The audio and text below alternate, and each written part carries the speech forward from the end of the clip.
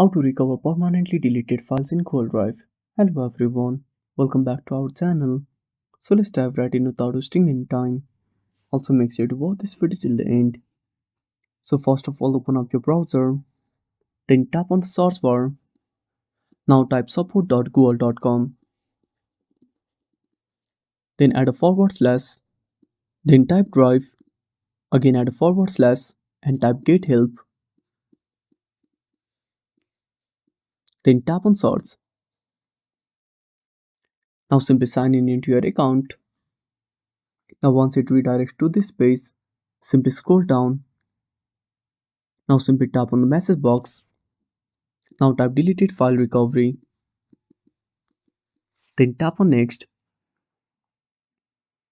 Now select permanently deleted my file. Again tap on next step. Again scroll down and tap on next step.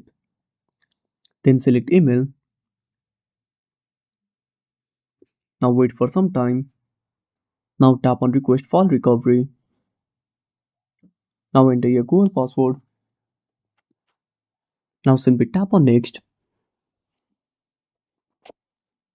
Now wait for some time. Now scroll down and select no. Then tap on continue. Now simply tap on request.